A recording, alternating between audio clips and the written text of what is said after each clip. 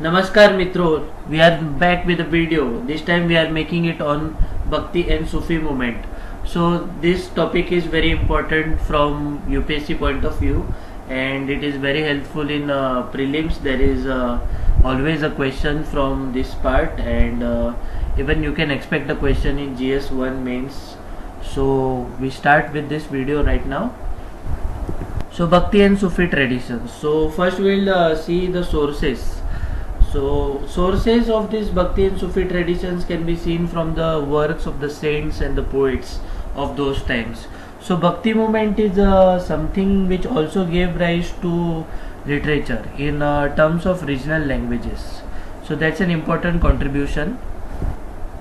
And also the biographies of the saints and which were written by their disciples and devotees. We find a lot of things which tell us and give us the idea about how it was.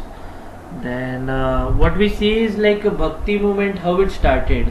So we have seen that Buddhism and Jainism emerged as religions. So why did they emerge as religion?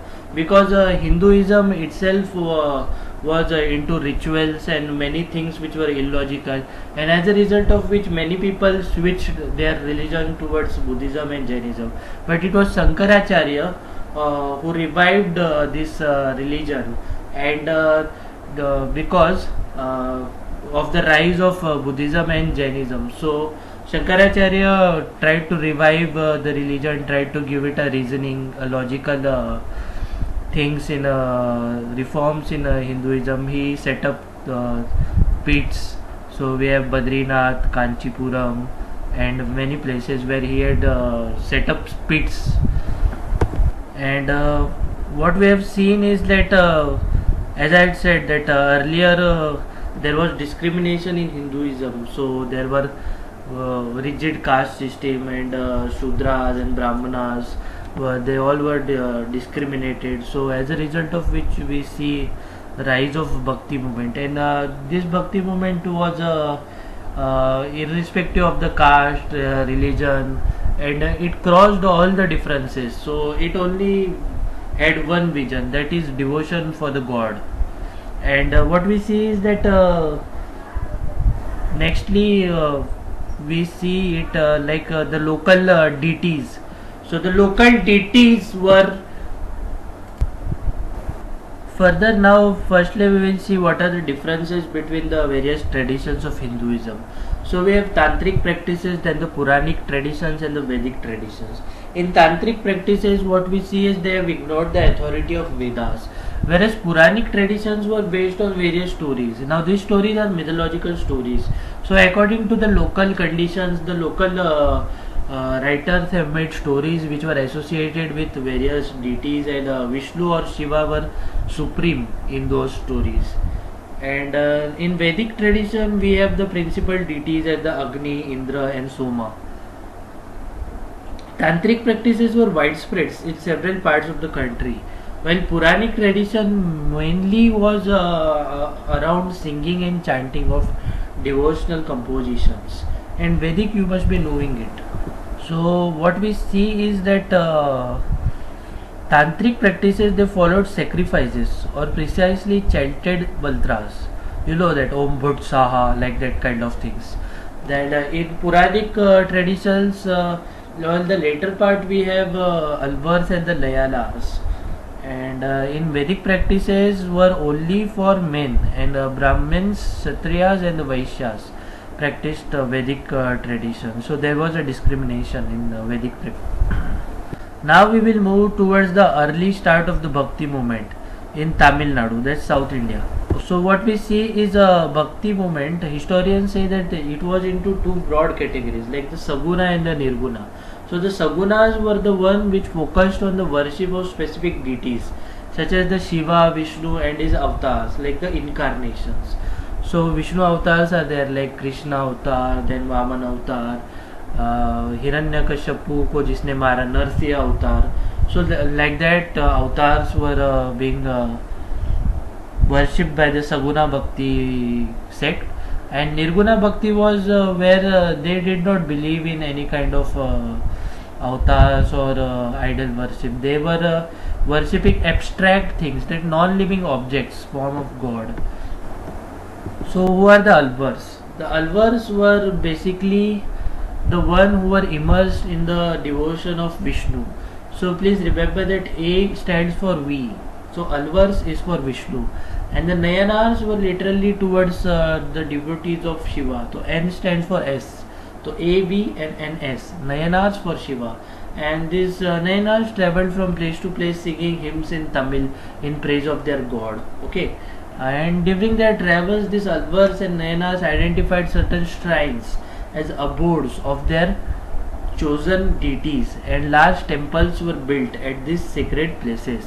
So we see in the South India many shrines are there, and there is a rich architecture associated with it. Some historians suggest that Alvars and Nayanars initiated a movement of protest against the caste system and dominance of Brahmins. Yes, basically that was the very root of Bhakti movement. Bhaktas joined from diverse social backgrounds, from Brahmins to cultivators, and even from caste considered as untouchable. So there is a rich history involved in it. Alvars and Nayanars claimed that their compositions were important. And the composition of the Alvars, like the Nalaira, Divya Prabandhan, was frequently described as Tamil Veda, and composition of Nayanars is Tevaram. Okay, and one of the most striking features of these traditions were presence of women. So we find women, whereas in Vedic things, women were discriminated to an extent.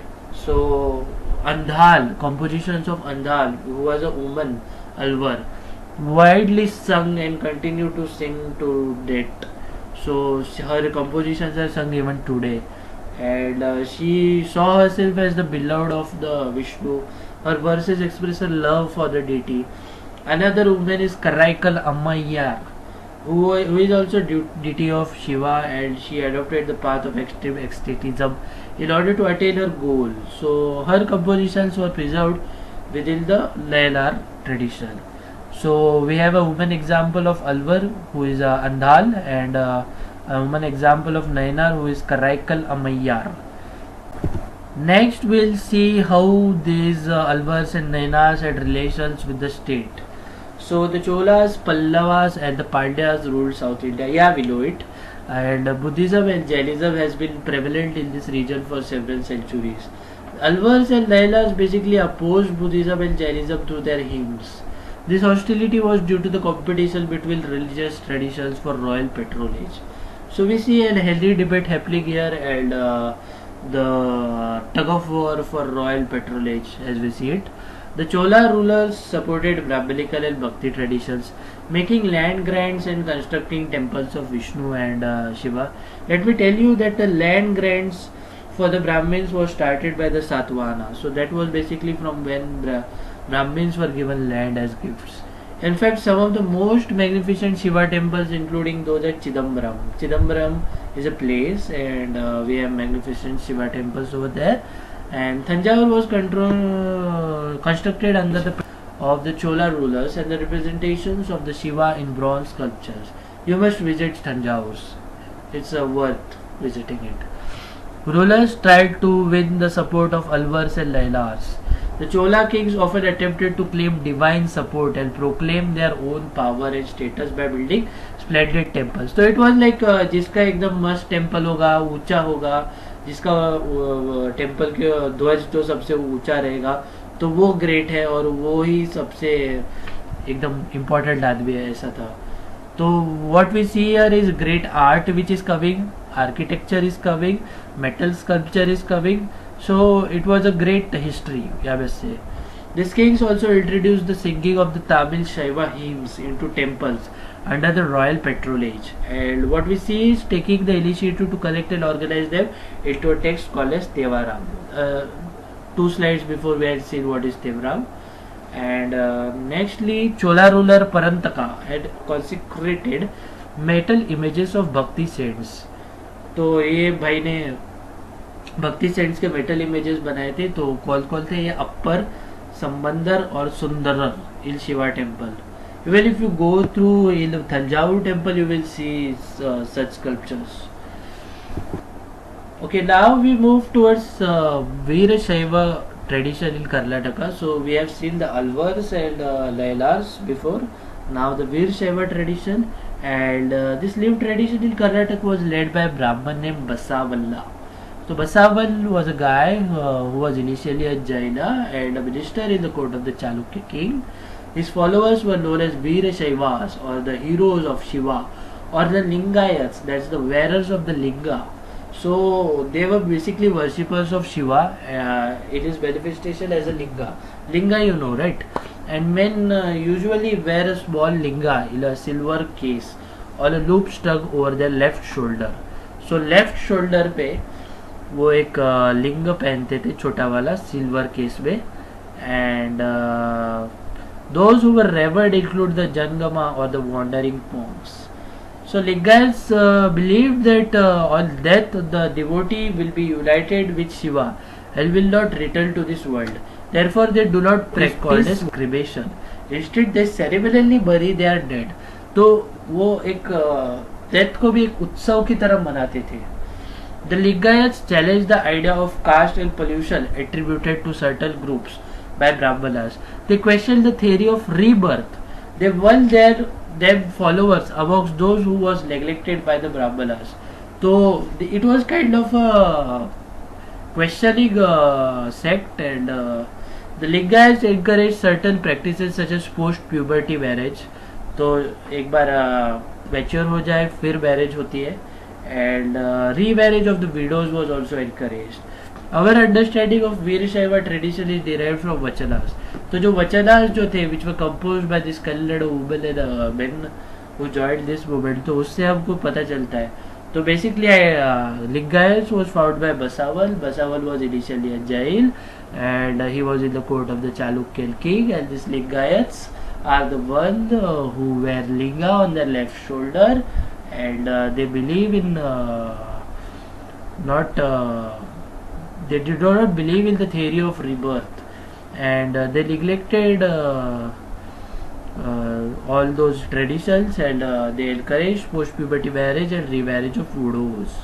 Okay, now we'll move towards North India. So we have seen South, now we'll move to the North.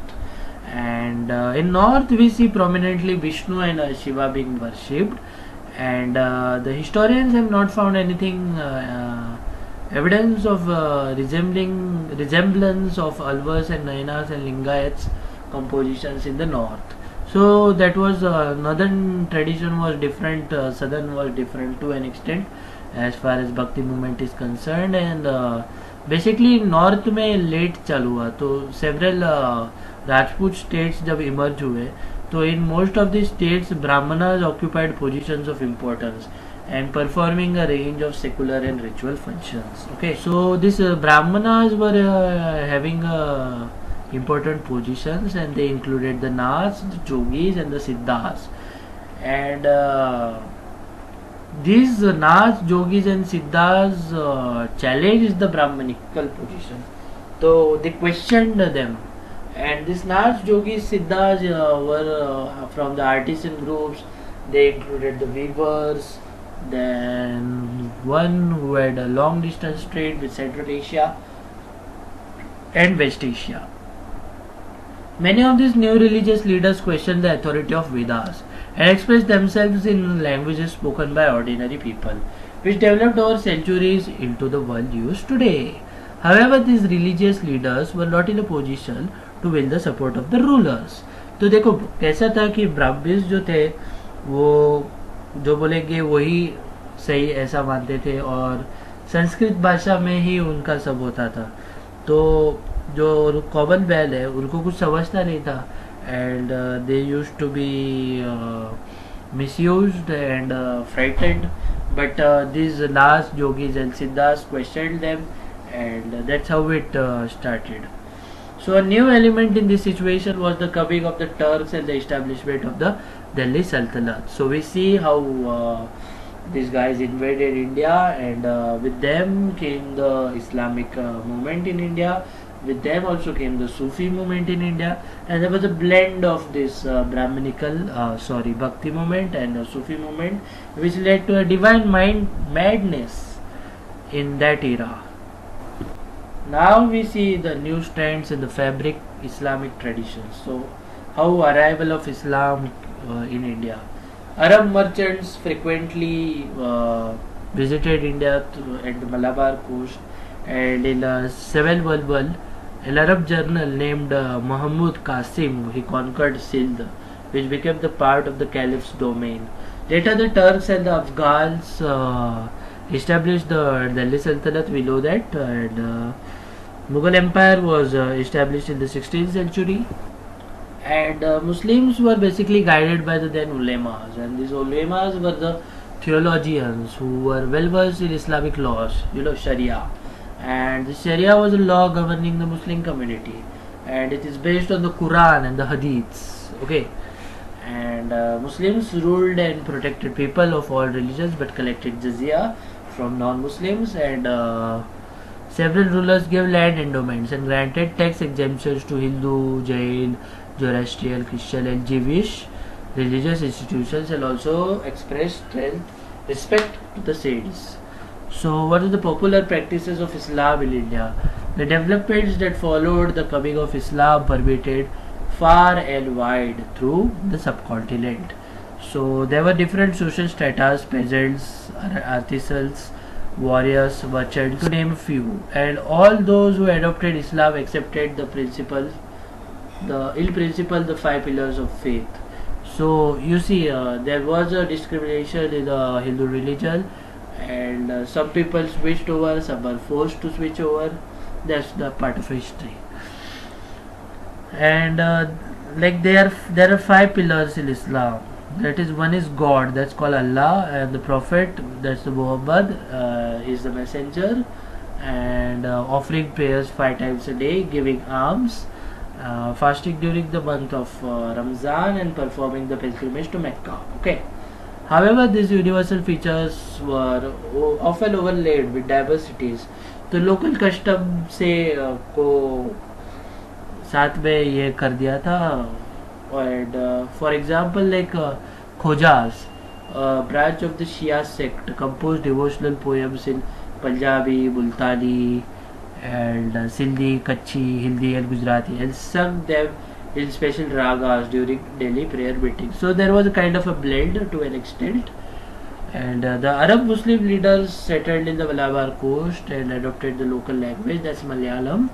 Even today you see a lot of diversity in Kerala. They also adopted local customs such as matrilini and matrilocal residence. You know what it is. Some architectural features of mosques were universal, and we see it like the mihrab, which is the prayer niche, and the minbar, that's the pulpit. However, a mosque in Kerala is built with shikhara. A mosque is built in Kashmir with wood, and a mosque in Bangladesh is built with bricks. So local traditions were local architecture was also included to an extent in this. So there was exchange of culture, traditions, and the different names for the Muslim communities were like historians pointed out the term Musalmanor Muslim was virtually never used in India up to 14th century. Instead, they occasionally identified in terms of the region from which they came, and Turkish rulers were designated as Trushka. Tajika were the people from Tajikistan, and Parashika were the people from Persia. And sometimes terms used for other people were applied to the new migrants. For instance, the Turks and the Afghans were referred to as Shakas and the Yavanas. Okay, Yavana Priya, you must have heard this term, Yavana Priya. So that's like they liked spices, so spices were named as Yavana Priya. A more general term for these migrants were known as mlechas. Mlechas indicating that they did not observe the norms of caste society and spoke languages that were not derived from Sanskrit. So that was basically about Islam, and now we'll move towards Sufism. And Sufis were basically asceticism and mystics, and they were against the growing materialism of the caliphate. They were critical of the dogmatic definitions and scholastic methods of interpreting the Quran by the so-called ulemas, and they emphasized on seeking salvation through intense devotion and love for God by following the commands of Prophet Muhammad. Then what are khanqahs? Khanqahs are basically organized communities which were around the hospice or the khanqah, controlled by a teacher master known as sheikh. So the teacher was known as the sheikh, and the communities around the hospice was known as khanqahs. So the sheikh enrolled disciples and appointed a successor. He established rules for spiritual conduct and interaction between the inmates as well as between the lay persons and the masters. Now we'll see what are the silsilas. Silsilas is basically a spiritual chain. So it signifies a continuous link between the master and the disciple, stretching as a non-broken spiritual genealogy from, see how is the genealogy, there's the Allah, then we have the Prophet Muhammad, then we have the Sufis, and then we have the devotees. So it's kind of a silsila. It was through this channel that spiritual power and blessings were transmitted to the devotees. Now what is ziyarat? Ziyarat is like when the sheikh died, he was buried in a tomb, and his tomb shrine is called as dargah. So it became a center of devotion for his followers, and this encouraged the practice of pilgrimage or ziyarat. So ziyarat ki dargah ka darshan karna is called as ziyarat, and this ziyarat is performed on to the grave on his birth, death and marriage anniversaries. So this was because people believed that in death saints were united with the God, Jannat and all. Now in the Sufis we have two sects, that is the Be-Sharia and the Ba-Sharia. So you can also say it as Be-Sahara and Ba-Sahara. Okay. So Be-Sharia are the Sufis who left the Khanqah and took to mendicancy and observed celibacy, and extreme forms of asceticism were called as Be-Sharia. And so it's like they did not follow Sharia. But the Sufis who lived in Khanqahs by following normal Sharia practices were called as Ba-Sharia. So these were the guys who followed Sharia, and in Be-Sharia we have different names like the Qalandars, the Madaris, the Malangs, the Haidaris, etc. And as Ba-Sahara is concerned, we do not have much other names. Okay. Now we'll move towards the Chishti tradition. So the Chistis were one of the groups of the Sufis who migrated to India in the late 12th century, and they were the most influential because they adapted successfully to the local environment and adopted several features of the Indian devotion. So like we see some Sufis even did yoga, some also were worshippers of Lord Krishna. So now we'll see the life in the Chishti Khanqah. So Khanqah was the center of social life, and it comprised of several rooms and a big hall where the inmates and the visitors lived and prayed. So the inmates included the family members of the sheikh, his attendants and disciples. The sheikh lived in a small room on the roof of the hall where he met visitors in the morning and evening. Sufi or the warrior friend of God, who claimed proximity to Allah, acquiring God's grace to perform miracles.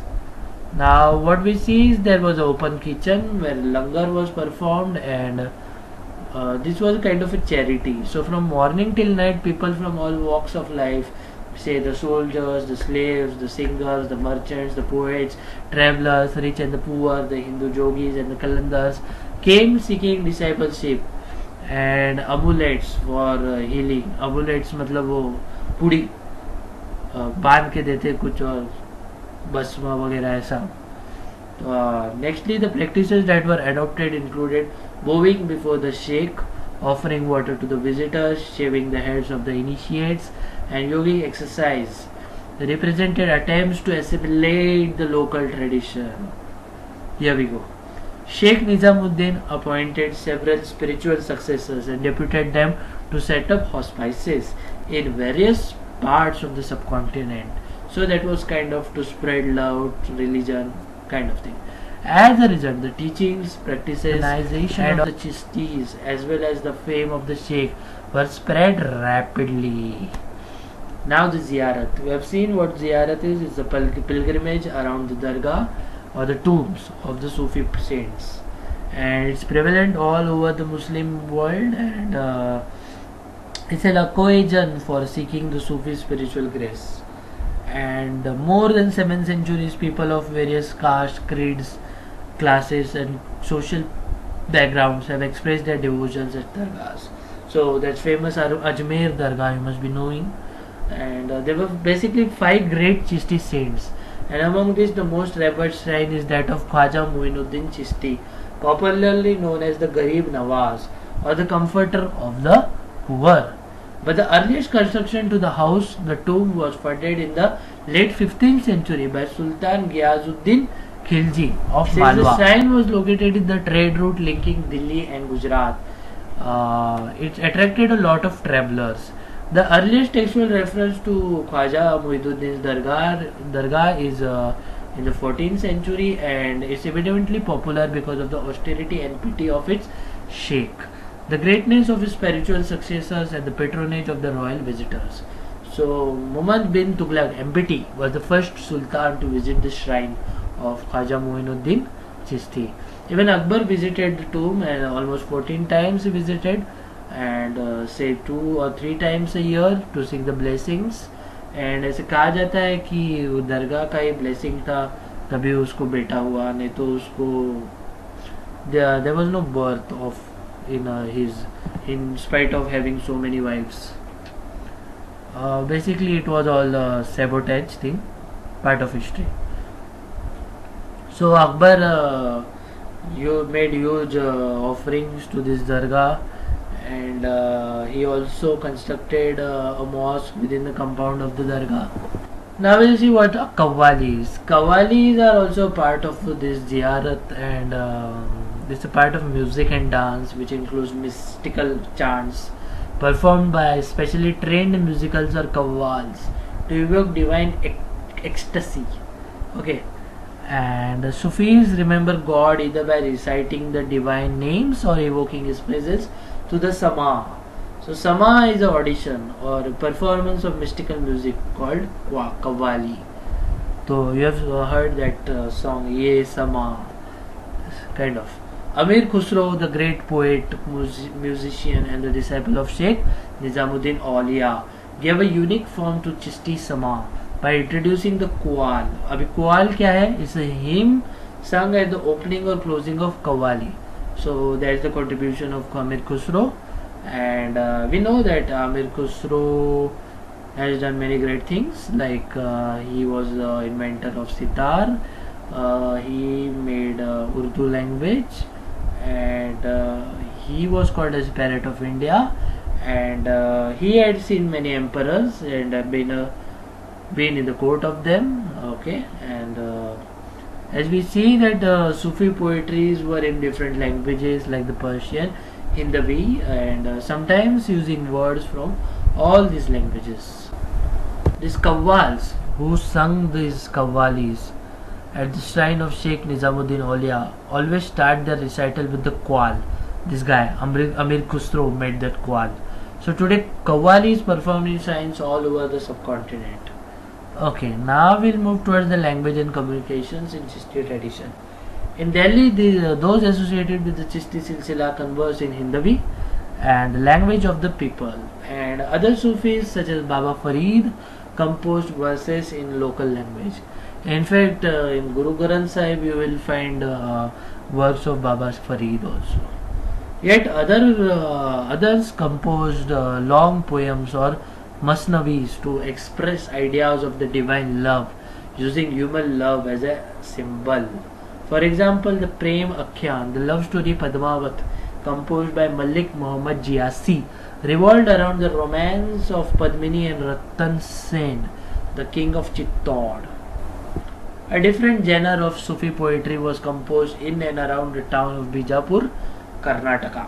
Okay, so what we see, Chishti and all that were in north.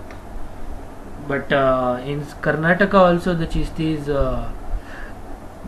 kind of a different genre was created, and this was in during the 17th and the 18th century. The poems probably sung by women while performing household chores like grinding, graining, and spinning. So other compositions were in the form of Luri Nama or lullabies and Shadi Nama or wedding songs. So you see, like local things, local Delhi household chores, all these were like assimilated and blended. It is likely that the Sufis of this region were inspired by pre-existing bhakti tradition of the Kannada Vachanas of Lingayats. Lingayats, remember Lingayats, yeah, and Veera Shaivas, and the Marathi Abhangas of the sons of the Pandharpur. You have Abhangas of Eknath, Tukaram, Maharaj, and all that.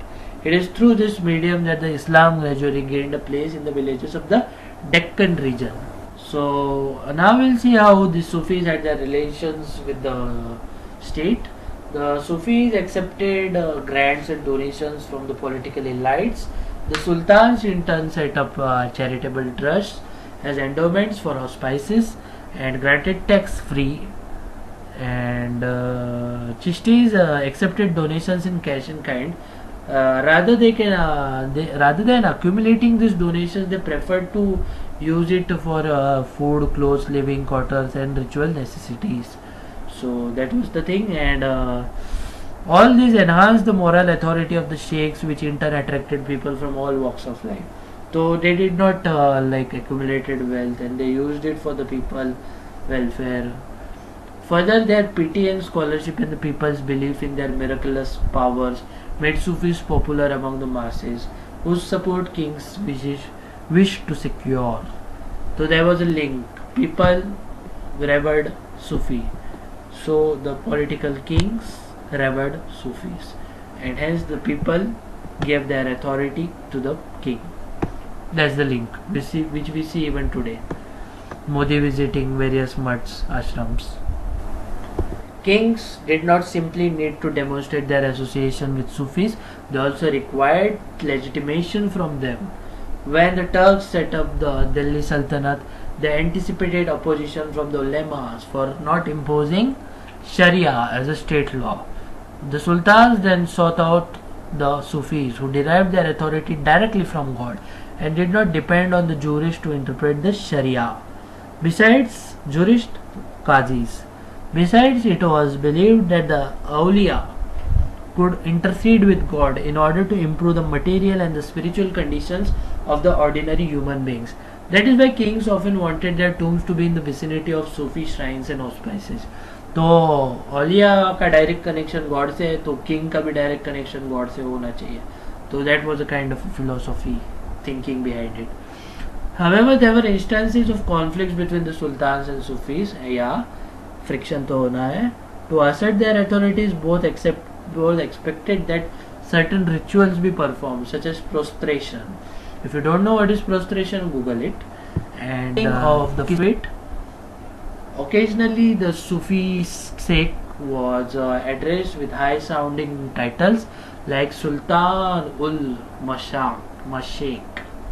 Okay, so here we end with the Sufi thing, and now we move towards the life and teachings of Kabir. So Kabir was born in a Hindu family, and his name was Kabir Das, but was raised by a poor Muslim family, which was belonging to the community of weavers or Julahas, who were relatively recent converts to Islam. So they also suggested that he initiated into Bhakti by a guru, perhaps Ramananda. So Ramananda Swami जो है, उनके बहुत सारे शिष्य हैं, तो उनमें से कबीर जो थे वो एक वीवर थे. तो ऐसे एक बार्बर थे जिनका नाम सेना था, फिर एक ब्लाइंड थे जिनका नाम सुरदास था.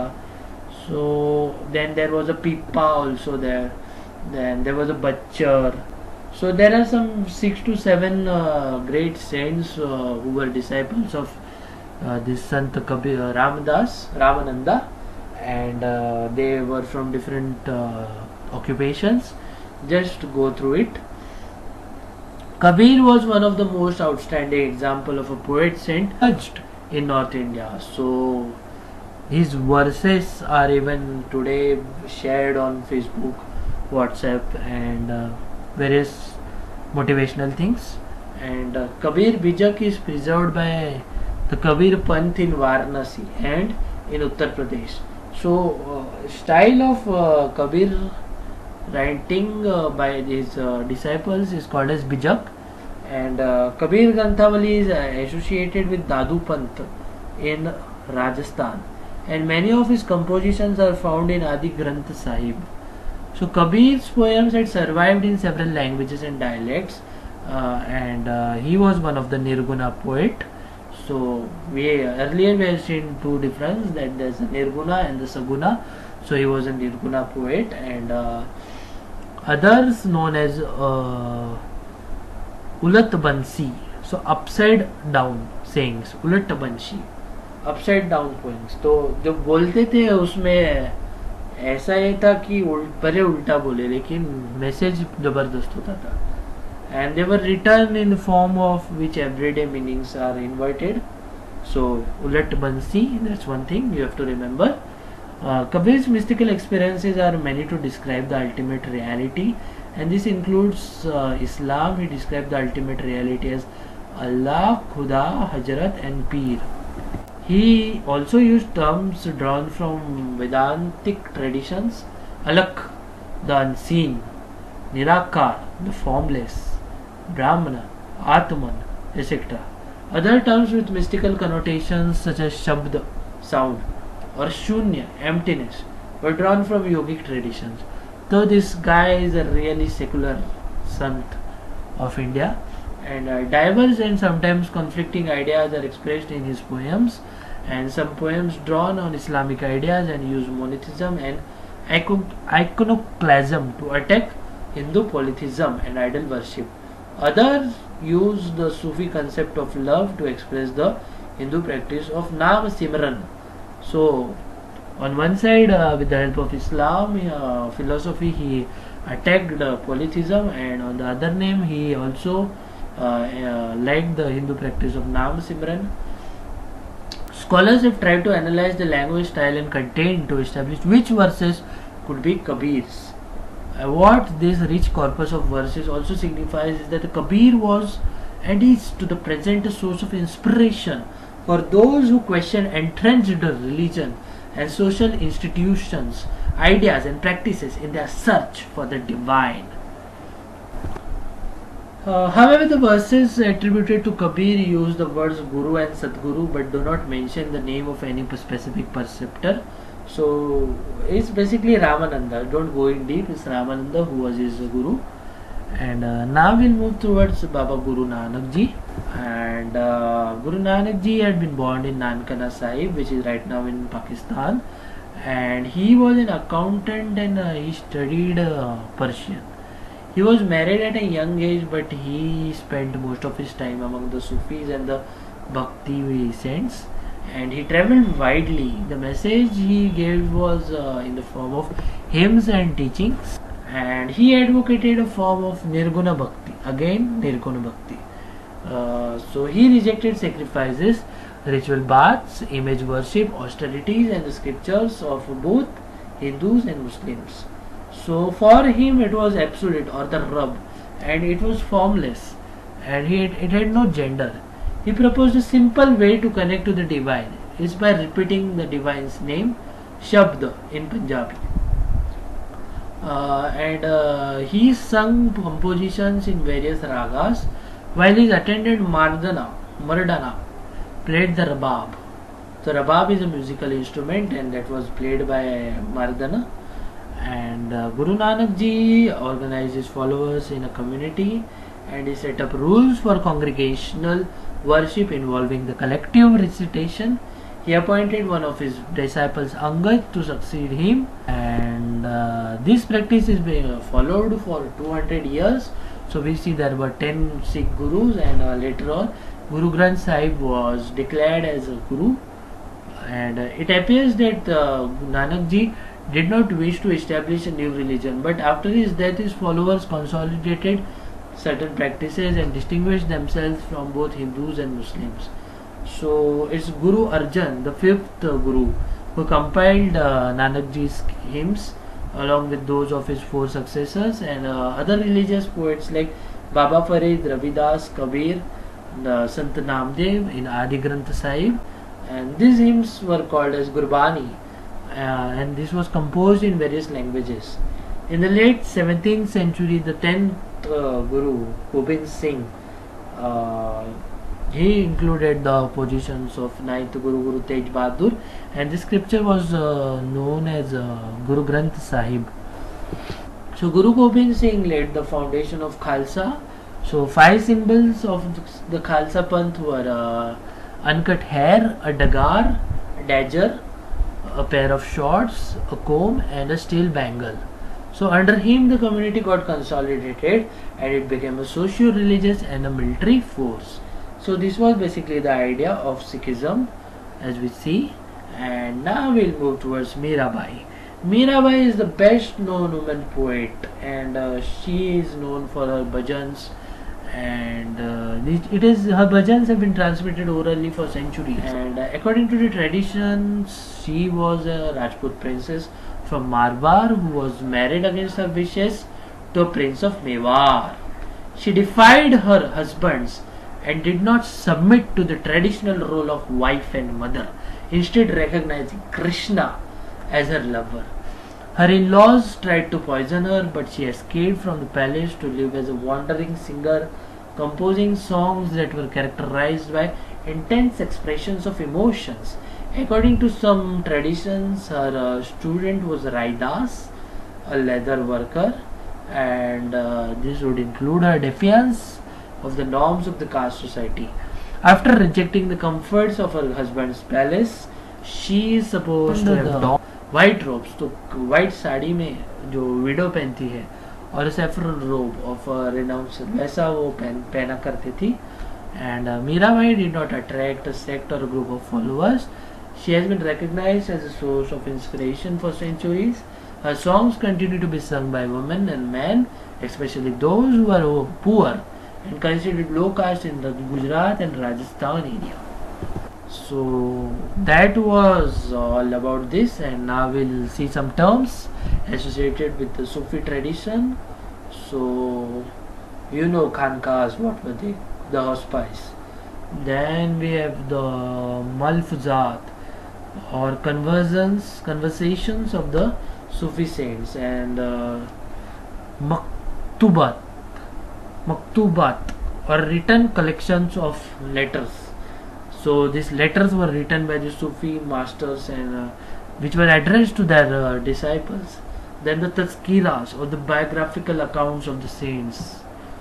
So Malfuzat, Maktubat and Tazkira. No, I don't think these things will be asked, but UPSC has that Kida, and they can just know that these things are associated with Sufism. So thank you very much for hearing it, and please like, comment and share this video. I hope you liked it, and if you want to make me a video on any other topic, please give your valuable comments in the comment box. Thank you very much.